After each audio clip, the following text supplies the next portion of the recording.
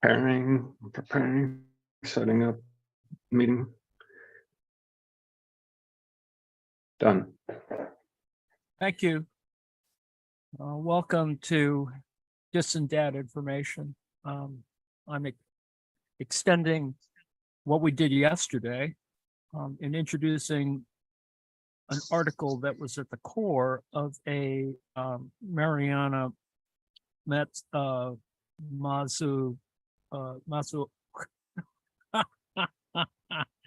Mazzucato, that right? Article. I'm really disoriented today because I was watching a Maria Mazzucato.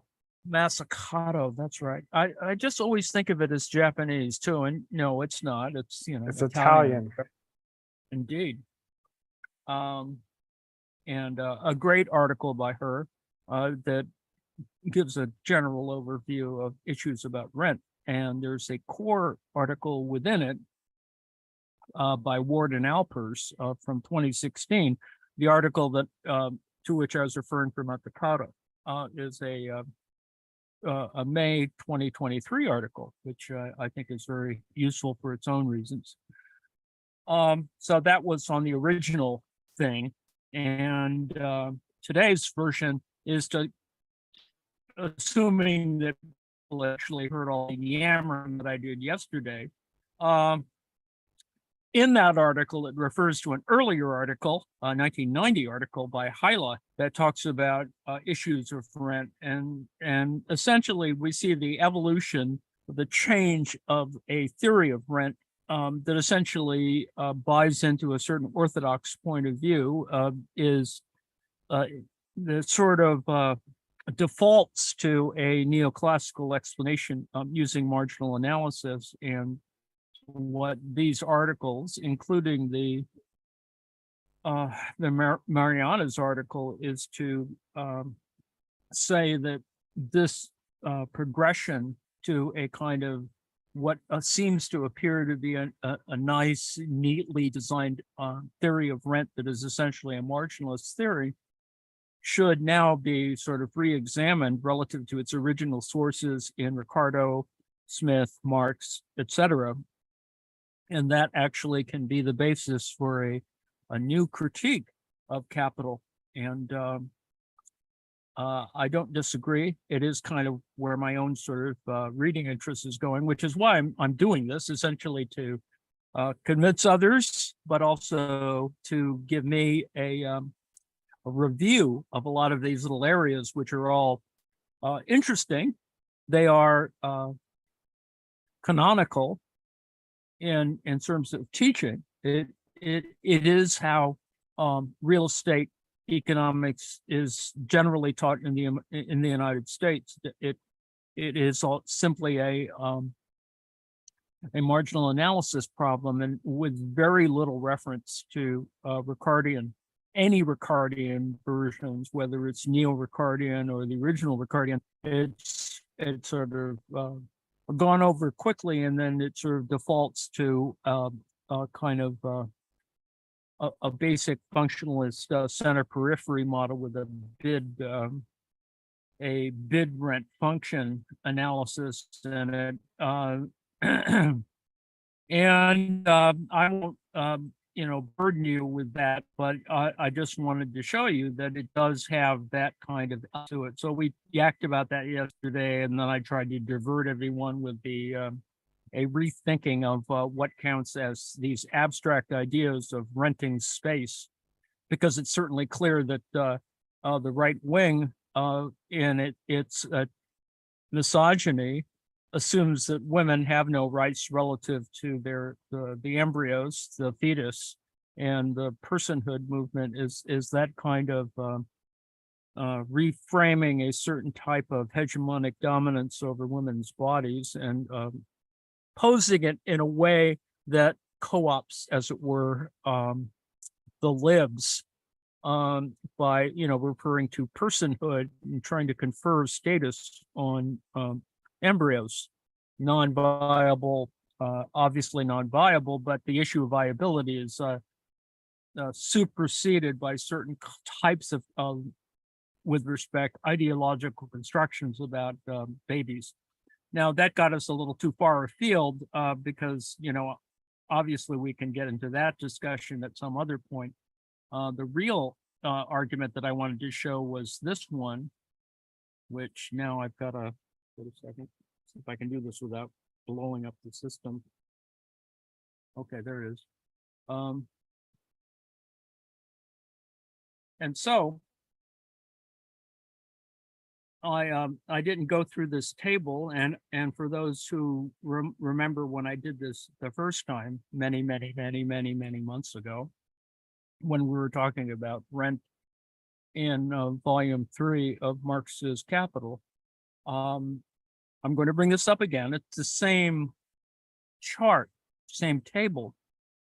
It's a popular table from the point of view that it allows one to think of the general taxonomy of rent, the theories of rent, and to remind ourselves that where the problems occur, the inefficiency, et cetera, the exploitative elements of rent as a kind of theoretical construction that have come and need to be analyzed in a heterodox way, as I mentioned with the Basu article that's attached to yesterday's little yammering.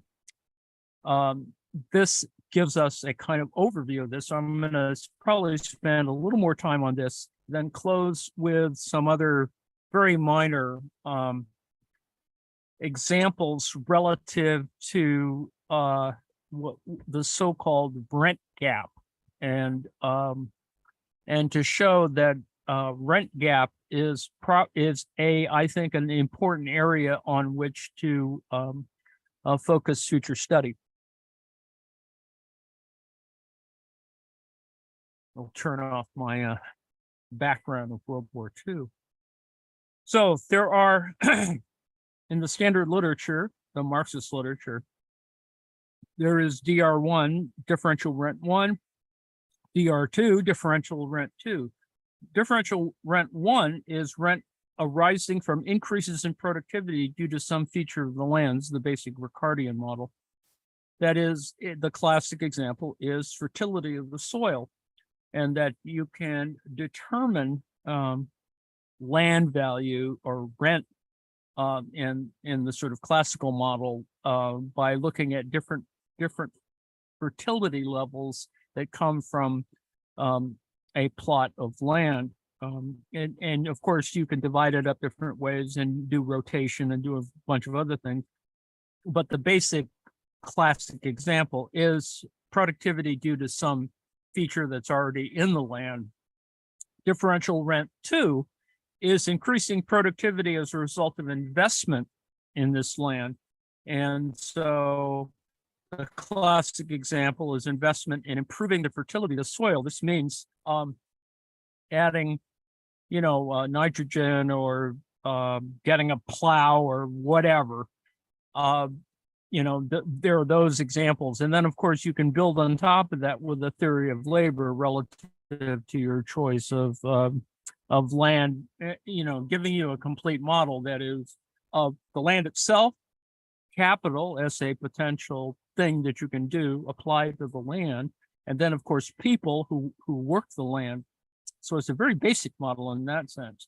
Now, the modern example in differential rent 1, as you can see in the first line, the distance from workplace to market as per the Alonzo-Muth model.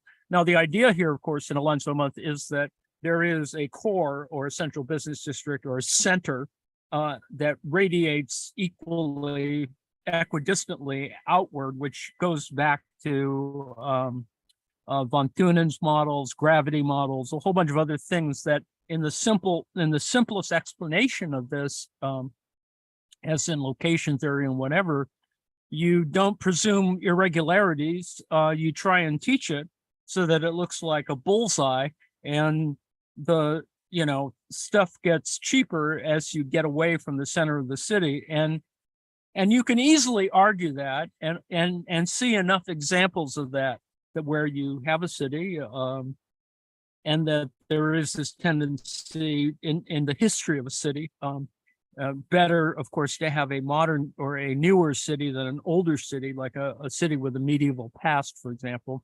The problem in the US, or the advantage, is that, America has technically no medieval past. It clearly does if you talk about indigenous peoples on the landscape and blah, blah, blah, blah. But, without getting into that, the colonialist argument, it is the case that you can see simple models applied that way. So, for example, under differential rent 2, you can see that the classic example I just mentioned about improving fertility by external means, applying fertilizer, getting a plow, etc. The modern example, of course, is a shopping mall which invests in facilities and services to ensure that its tenants receive greater custom. It's a simple model and relatively ubiquitous in terms of, for example, teaching. Now, the important element of this, and one which is always discussed, but never criticized, that is in a larger critique of capitalism, is the idea of monopoly forms, which serves as the basis for criticism at a larger level, not necessarily including land, but the idea of monopoly control of markets, for example, which is the most obvious one. But it clearly comes back to rent issues relative to looking at in a feudal context. So monopoly rent is a rent arising from some unique and non-substitutable feature of the commodity, which is, as such, limited only by effective demand. Now, this idea of commodity, of course, is, what is the product of producing on land? And it can be, universalized, or at least a given, you can assign prices, you have exchange and blah, blah, blah, blah. But the issue here in a classic example is fine wine from a particular vineyard has that kind of monopoly position. For example, Napa Sonoma Zinfandels can be seen as having a particular kind of position. And of course, it relates to branding and the difference between it and Burgundies, French Burgundies, and blah, blah, blah.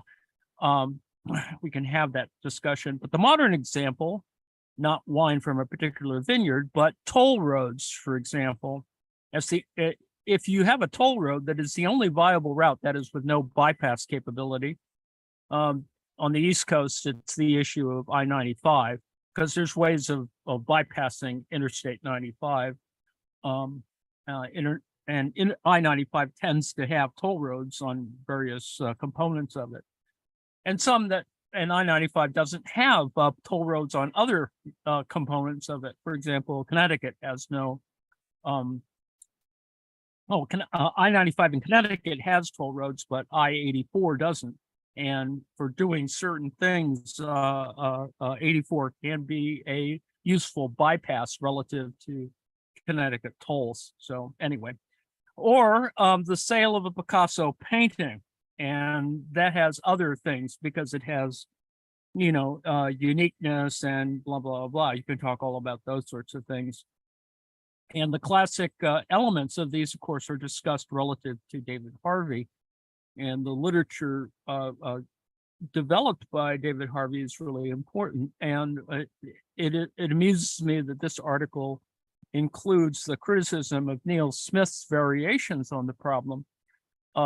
Neil Smith being David Harvey's student, and for a while, David Harvey sort of didn't buy into Neil Smith's approach to uneven development, but persistence pays off, and David Harvey managed to outlive Neil Smith, which is even more amusing relative to students, but anyway. So absolute rent, which is the product of Marxian thinking in terms of the kind of power relations, which is much clearer and beyond or encompassing monopoly rents. An absolute rent is a rent arising because of the existence of a class of landlords acting as a barrier to entry for capital or consumers. then they can take the form of a reservation price, which keeps land out of supply, or concerted cartel-like action amongst landowners in order to circumscribe competition and or exploit consumers. It can be a regulatory device in that kind of a way. So the classic example is the class of landlords preventing the entry of capital into the agricultural industry. And this goes back to the feudal period. And so preventing the equalization of the profit rate, maintaining higher rents as a result. Now, the modern example of this, and it encompasses that, you can say that housing which the landlord keeps vacant rather than rent out at a loss, which is an interesting problem. And, you could see how it operates for some folks. And it depends, of course, on the amount of, obviously, of wealth or your inability to, reconcile costs, et cetera. Second, the protection or creation of a monopoly through litigation despite substitutability otherwise. That is, brand protection of wine from the Champagne region of France. The example, I gave you an example of American Zinfandel, and to use sparkling wine as a parallel example, the French region of Champagne is annoyed that anything else other than things produced in the one region is called champagne. Well, it's now, it's sparkling wine or whatever and blah, blah, blah, blah. But it's an interesting linguistic problem, if nothing else, in terms of branding, et cetera. So I provide these as this table as an example. It is a key part of this 2016 article. More interesting, and what I will close with, because it'd be nice to have some discussion. I've introduced sort of the von Thunen rings and how that can relate to bid rent stuff, but I wanted to skip further ahead. What I got through yesterday was to discuss the core of the rent problem. And I didn't introduce the possibilities of heterodox rent theories, and it is, I think, they can be placed in a social contestation and even development analysis, and it provides the social, legal, and political context for things like path dependencies and monopolies. Now, it is problematic for all kinds of reasons. And, the fact is that, people like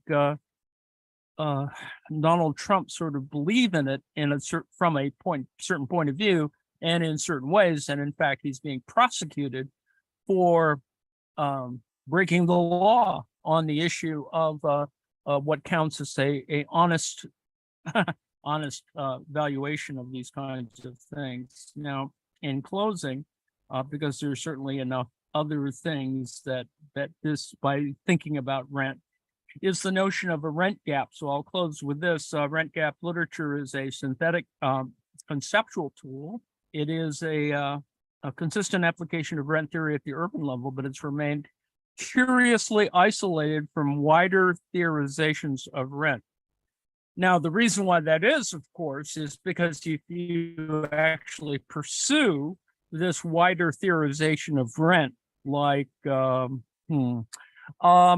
and I know this is an obtuse way of measuring it, but if you offer a bounty of $10,000 to prosecute women who go off and have abortions, you're actually, it's a bounty on the one hand, but it also is a kind of rent as well. And then, and from another point of view, it's a tax in some ways. But anyway, that's another story. Neil Smith developed the rent gap as an explanation of where and why gentrification takes place. And so that's kind of where we really see this operative, where white flight occurs. That is, people of color move into the center cities for a variety of reasons, including familial connections, rent itself, community construction, etc. Whites flee to the suburbs, and then as the donut effect sort of works, they come back to the center city in terms of gentrification to take the buildings that have been given up by more prosperous people of color who begin to move into their own suburbs. The simple example that has all of its own problems would be to look at Ferguson, Missouri. And Ferguson, Missouri is a perfect example of the kind of marginalization that can occur under white flight with the donut hole in the center of the center city, the Clayton County of the St. Louis of St. Louis. The county is actually much more powerful and more wealthy, and it's corporate because of McDonnell Douglas and a variety of other things. But there are these little interstices of little towns like Ferguson, which, you know, its revenue is built on fleecing its residents with speeding tickets and parking fines, among many other things. And of course, you can see where it becomes problematic relative to its policing and a variety of other crazy things that show some of the limitations of recent right-wing politics. Anyway, the point is that there is a gap between potential and capitalized ground rent called a rent gap, and this is and Neil Smith talks about it as being the back to the city movement by capital, not people. In other words, the manipulation of value is not about so much about people, but it is part of a larger system of manipulating finance capital. The thing that the later Marx is could have spent more time doing. And in fact, he was doing it relative to what we've been looking at elsewhere in terms of, you know, his interest in geology and soil science and the things that Engels was pursuing in science. And so there is a difference between land as exchange, land as use, land as value, land as a signifier of wealth. The issue that, you know, that David Harvey brings up, the whole question of the limits of capital in that particular context, and the kind of speculative dimension to it. And so I'll show a couple of graphs that sort of talk about this set of differences about how the rent gap is created. In effect, you have a difference between capitalized ground rent and potential ground rent. And yes, we talked about ground rent, the difference between ground rent and rent being on the buildings on top of it, the ground rent being just simply on the land. And I use my Hong Kong example, et cetera. But the different values here, of course, are price, house value, this colored area of the rent gap. And this does exist. It is taught this way. The problem is that this analysis never quite gets to where it should go. There's not, the literature on rent gaps is kind of underdeveloped in some ways. They just don't get there in terms of when you teach city planning, unless you're in a city planning department that is dominated or that has a more influential left folks teaching.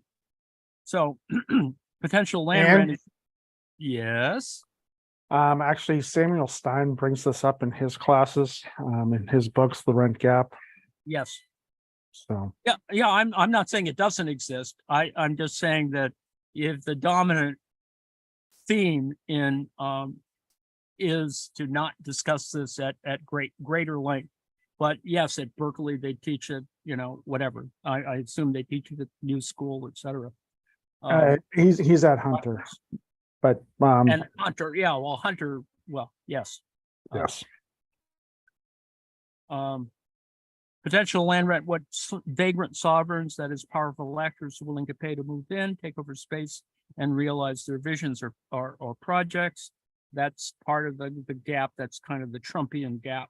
And capitalized land rent, what present users can afford to stay put and continue on with their lives and livelihoods and realize their visions or project. Now, this has and can be developed in an even more extreme sort of way. In this example here, don't worry about all the lines and gray areas and stuff, but this is with a kind of state subsidy for rent. And this example comes from Taiwan. And lest you think that this is too unique or eccentric, an example is kind of how Singapore operates as well. That is a state-induced rent gap, which accommodates the value. It is a kind of spatial fix, but depends on state power and control over things. Where, for example, in Singapore, there's this significant amount of state controlled or owned housing, which is changing relative to ownership and a variety of other things. But the fact is, unhoused people, there are very few unhoused people, and those class differences still exist, but at least on the housing side, it isn't as extreme. And I use 3 examples here to show. This is the all Minnesota Twin Cities, that is Minneapolis and St. Paul, residential building permits between 2009 and 16, mostly single family homes. And you can see that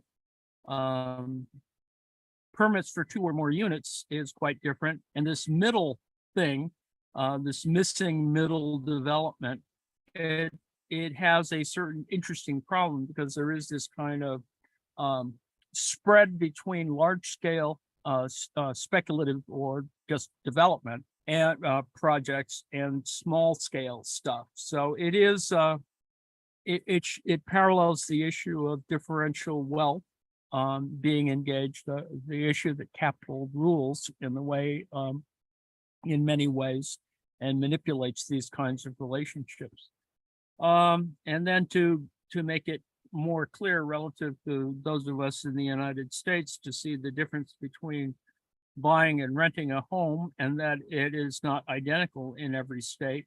And even if you look at the country as a whole, you can see the difference between where it's more expensive to own a home, which is the blue area, where it's more expensive to rent a home in the red area, and it's about the same to own or rent a home. But the fact that you have these differentiation is, it's subject to a whole variety of other things relative to income and other kinds of craziness. But the idea is that it is not a uniform element.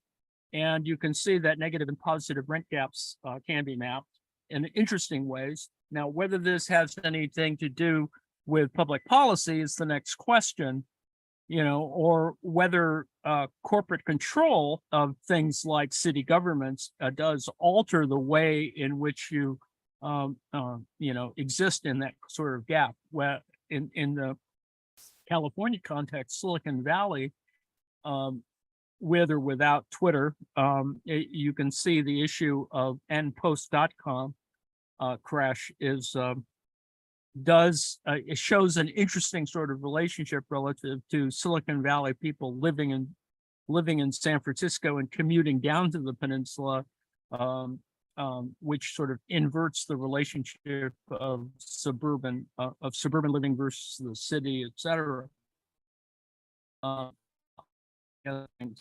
So the rent is determined as supply blend of a particular sort on the one hand, with the shortages in supply of that sort creating monopoly rents, and the productivity and or utility increase that particular plot of land provides on the other.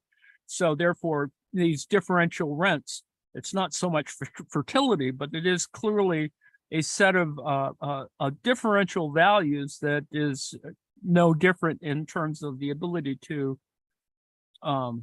exploit, to speculate, to create the same kinds of problems that we saw in sort of certain types of cyber currency products.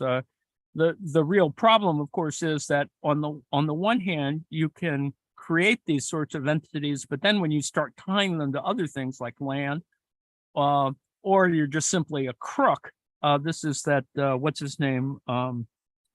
Sam, FTX guy.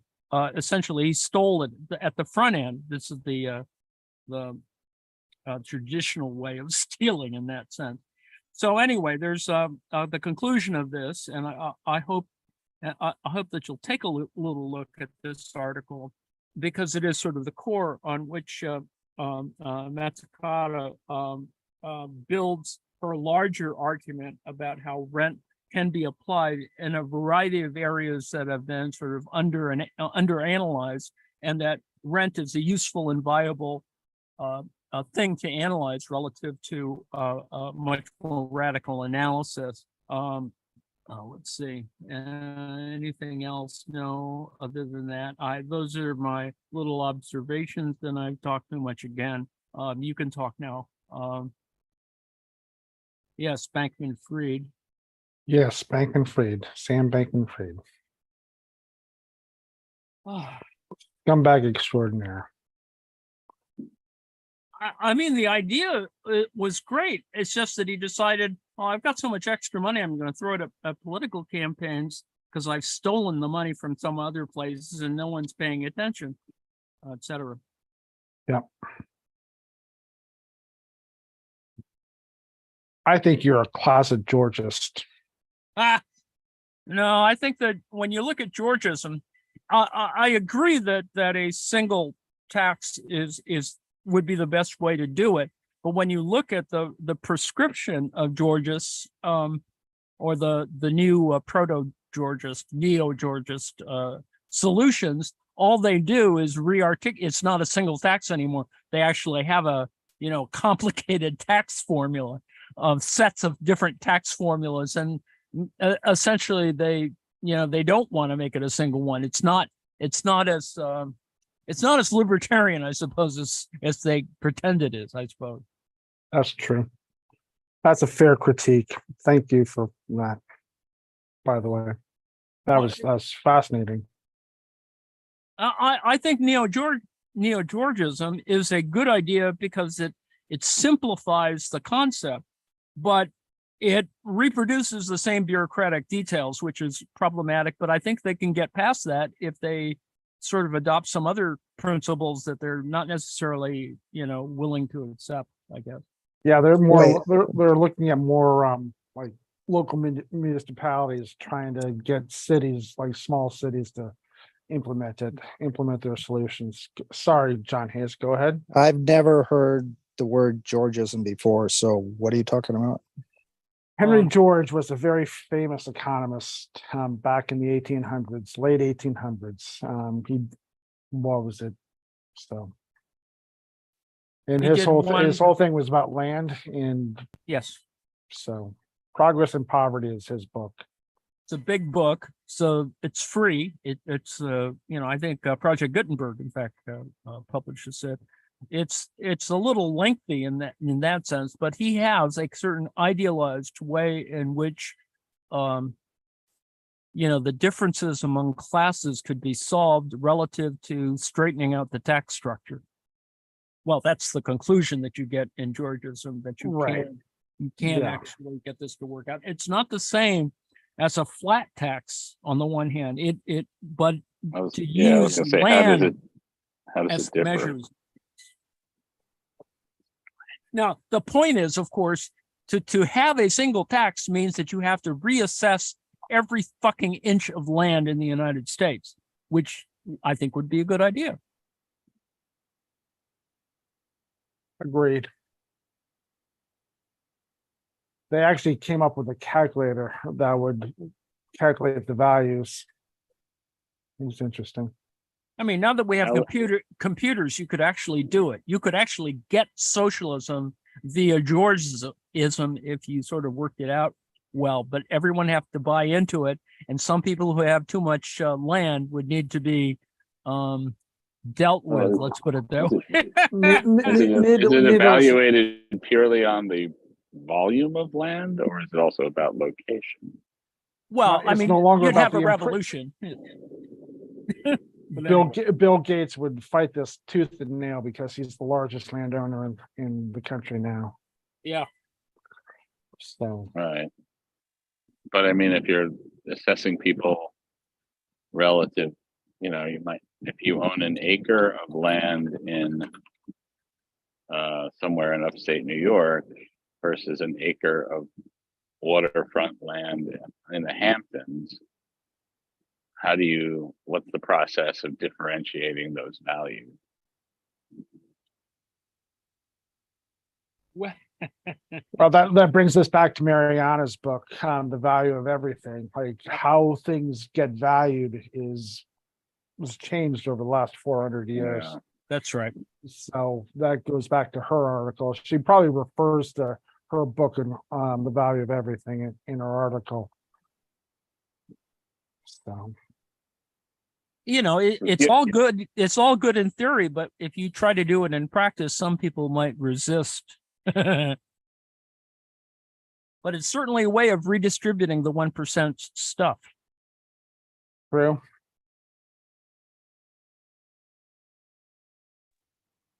I had a question about There would be no more Singapore. empty apartments. Like we have Hmm. you guys have heard me use the term safety deposit boxes in the sky, right? Yep. Yes. Yeah. So You I mean the tell- upper floors of most of the residential, luxury residential buildings in Manhattan? Yes. they're even using television. That are mostly empty. Yeah, they're using television shows now to sell that penthouse apartment, that skyscraper on 58th Street.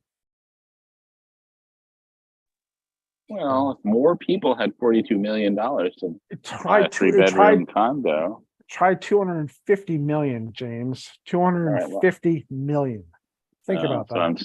I'm 100 million off, I guess. All right. Well, You're 200 million off. all right. Well, That's all right, that's a little insane.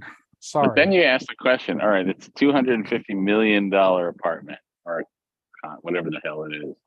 But if you can't sell it, is it a $250 million apartment? That's the question. Like, Yes. If these guys are so smart, how come they can't do the simple math of how many people are wealthy and how many people aren't? Well, no, that's not the thing. It's about trying to level out the resources of a country relative to land, as opposed to accumulated surplus, mythical accumulated surplus.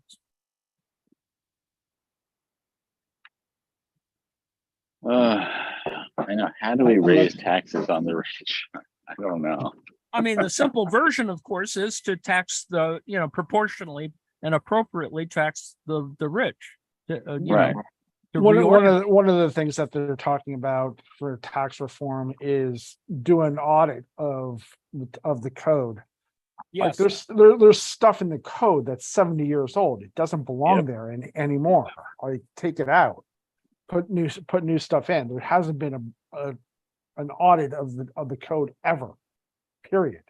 But you see, if you mention, we want to reform the IRS or whatever because you need to invest in modernizing it, some people will say, "Don't give them anything," Well, yeah. I mean, the because whole they hate idea, the tax man. Right. I mean, that's the whole thing about pulling the money out of, the additional billions that were added for tax collection. That's what the Republicans fought tooth and nail and got gutted.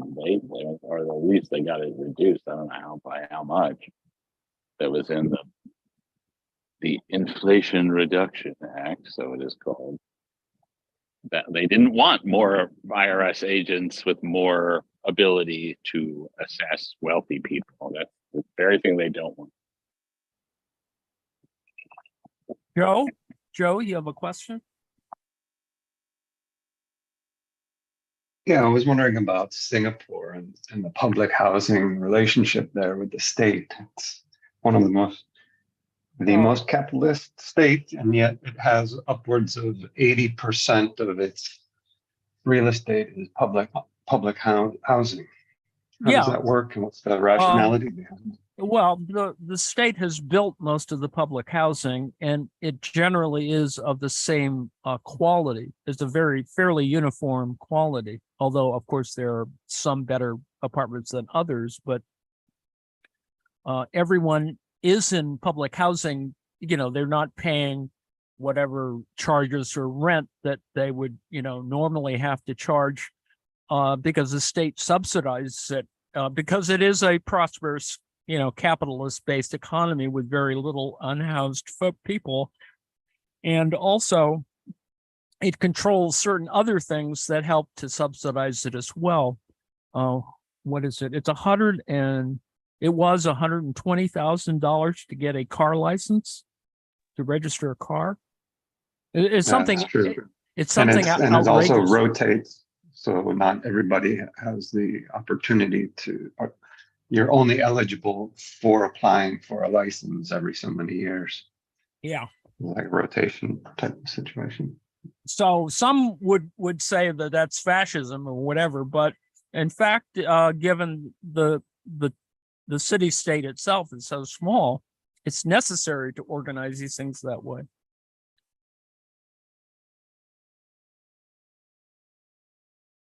But lest we forget, Singapore still canes people.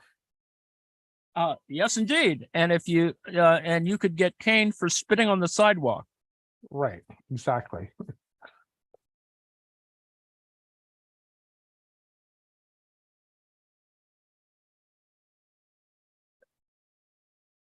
But it is the poster child for a certain type of, you know, pure capitalism. On the other hand, it is a Orban-like single party dominated parliament, etc. So, and it has certain authoritarian elements like the spitting on the sidewalk or the death penalty for drug dealers, etc.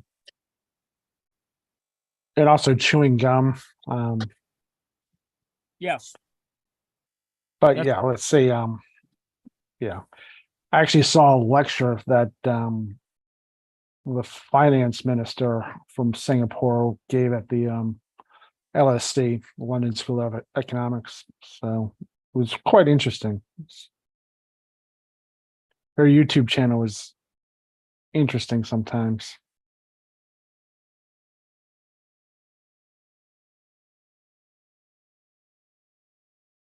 I mean, it's an interesting city, and when you think about the ecology, for example, there are lots of shows on how certain components of nature have been reclaimed within the context of Singapore, and so that, but it's, I think, all part of the kind of overall PR of trying to make Singapore that kind of seem more utopian than it is. It has, you know, certain biases still built in it. It has differences, racial differences in the population that are not super problematic, but somewhat problematic, and a variety of other things that are issues, I would assert. But it is a good example in the sense that it's, you know, it's fairly efficient, and you can see some of the positive byproducts of it, like the airport is like probably Mall of America would only hope to be like Singapore's airport, and it's got all kinds of shit in it.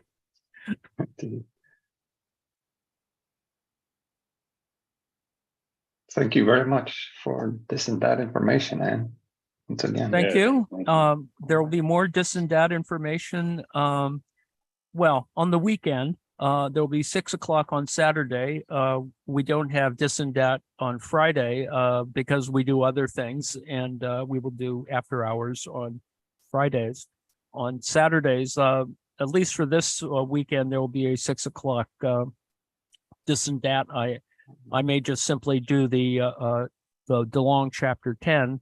We are at 3 o'clock on Sundays doing, we're up to chapter 11, I think, in John Bellamy Foster's A Return of Nature, and also a good chapter there to read. And you can